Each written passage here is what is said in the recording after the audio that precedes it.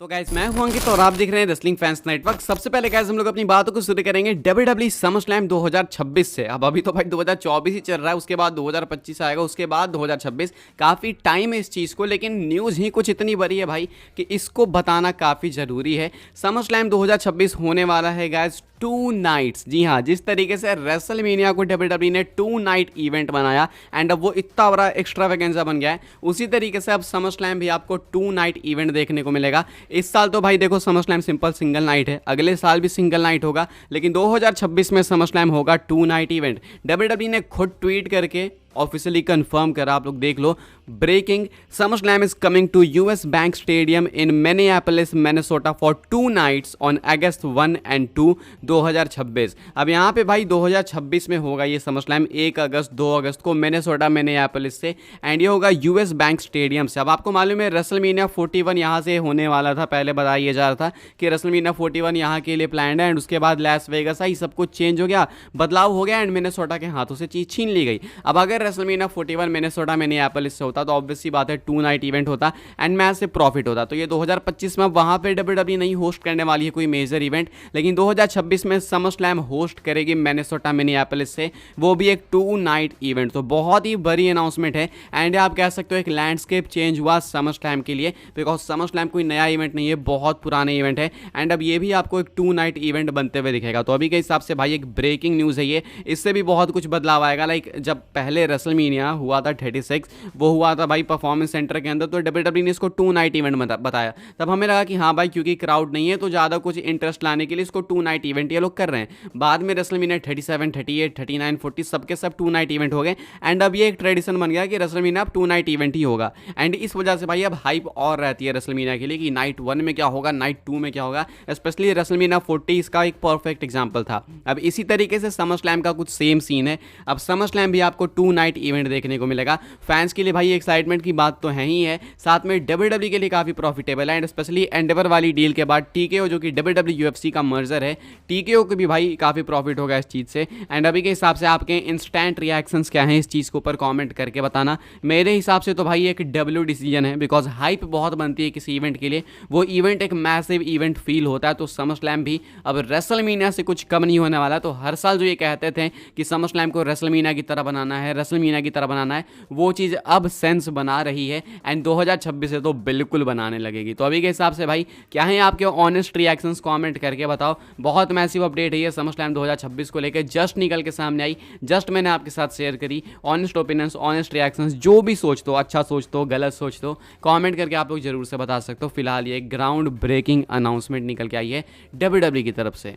आगे बढ़ते हैं गाइस, बात करते हैं अगली स्टोरी के बारे में, जो कि नटालिया एंड रॉक्साना पेरेस को लेकर। तो भाई नटालिया चाहती हैं रेसलमेनिया मेन इवेंट करना विद रॉक्साना पेरेस। अब हालांकि ये चीज़ थोड़ी सी फनी है कि नटालिया रेसलमेनिया मेन इवेंट करना चाहती हैं, वो भी विद रॉक्साना पेरेस। अब ये चीज़ कब होगी कब नहीं होगी वो मुझे नहीं पता, लेकिन कहती हैं Natalia, I can't wait to wrestle Roxanne again soon, and I think down the road I would not even mind main eventing WrestleMania with Roxanne. तो पहले इनका एनएक्सटी के अंदर मैच हो चुका है रॉक्साना पेरेस से।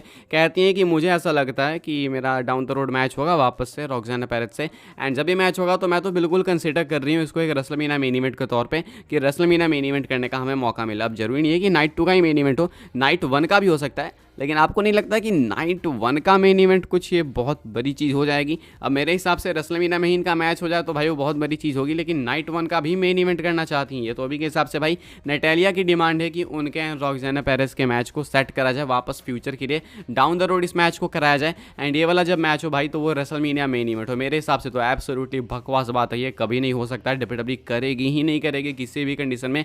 अगर एक विमेंस मेन इवेंट होता भी है तो वो यंगर टैलेंट्स के बीच में होगा, लाइक टिफनी स्ट्रैटन हो जाएंगी वहाँ पे, जेड कारगिल का नेम आ जाएगा, रॉक्साना पेरेस कहाँ सकता है, लेकिन नटालिया वर्सेस रॉक्साना पेरेस नेवर भाई नेवर। इसके बारे में आप क्या सोचते हो कमेंट करके बताओ। हालांकि अच्छी डिमांड है नटालिया की तरफ से उनके लिए एंड रॉक्साना पेरेस के लिए भी, बट स्टिल सेंस ही नहीं बनाती ये चीज़। तो इसके बारे में आप क्या सोचते हो कमेंट करके बताना। अभी के हिसाब से नटालिया ने भाई ये कुछ बात कही, साथ में रॉक्साना पेरेस को काफ़ी अप्रिशिएट भी करती हैं, रॉक्साना पेरेस एंड कोरा जेड दोनों को। तो अभी के हिसाब से नटालिया ने ये कुछ बातें कही हैं। क्या आप लोग अग्री करते हो कि एक WrestleMania main event deserving match है, फ्यूड है रॉक्साना पेरेस एंड नटालिया की?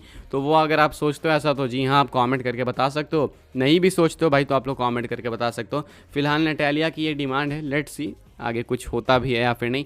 आगे बढ़ते हैं गाइस, हम लोग बात करते हैं अगली स्टोरी के बारे में, जो कि वाइपर रैंडी ऑर्टन को लेकर। रैंडी ऑर्टन ने रिसेंटली इंटरव्यू के अंदर कमेंट करा है WWE एंड नेपोटिज्म के ऊपर। WWE के अंदर भी नेपोटिज्म एक काफ़ी इंपॉर्टेंट फैक्टर है, बिकॉज बहुत सारे ऐसे टैलेंट्स हैं जो कि मैसिव हैं WWE के अंदर जस्ट बिकॉज ऑफ नेपोटिज्म। ऐसा काफ़ी सारे लोगों का मानना है। टैलेंट तो देखो यार ऑब्वियसली होता ही होता है, नेपोटिज्म आपको कितना भी WWE के अंदर, मैं बात कर रहा हूँ बॉलीवुड की नहीं, WWE के अंदर कितना भी नेपोटिज्म आपको आगे लेके चला जाए, लेकिन कुछ तो टैलेंट होता है तभी आप टॉप पे जाते हो, फैंस आपको पसंद करते हैं। लाइक रोमन रेंस हो गए, रोमन रेंस को भी काफ़ी लोग नेपोटिज्म का प्रोडक्ट कहते हैं। रॉक को भी कहते हैं, रैंडी ऑर्टन को लोग नहीं कहते हैं, हालांकि रैंडी ऑर्टन का भी सेम सीन है। कोडी रोड्स को भी कहते हैं। बहुत सारे ऐसे टैलेंट्स है, डोमिनिक मिस्टीरियो देख लो, ब्रॉन ब्रेकर देख लो। रैंडी ऑर्टन इस पर कॉमेंट करता है एंड अपने ऑनेस्ट रिएक्शंस बताते हैं।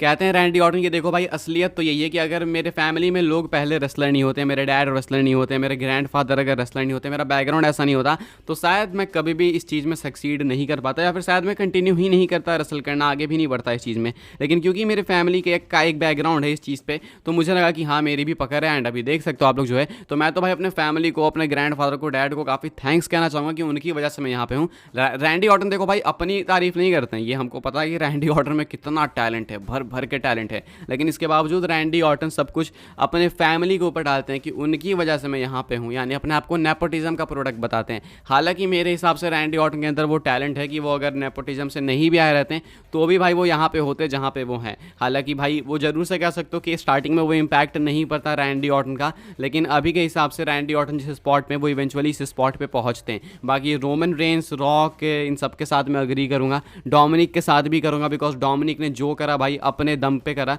लाइक आए वो भले ही रे मिस्टीरियो की वजह से, लेकिन जब वो आए थे तो उनको काफ़ी ज़्यादा भाई ऑडियंस की तरफ से हेट भी मिली थी कि भाई नेपोटिज्म प्रोडक्ट है, अच्छा नहीं है, वैसा है वैसा है, लेकिन बाद में उन्होंने अपने कैरेक्टर पे वर्क करा एंड अभी आप देख सकते हो। तो मेरे हिसाब से नेपोटिज्म है तो ज़रूर है, रैंडी ऑर्टन को भी सेम लगता है, लेकिन मेरे हिसाब से टैलेंट भी आपका जरूर एक काफ़ी इंपॉर्टेंट रोल प्ले करता है। आगे बढ़ते हैं गैस, हम लोग बात करते हैं अपनी नेक्स्ट एंड फाइनल स्टोरी के बारे में, जो कि द मैवरिक लोगन पॉल को लेके।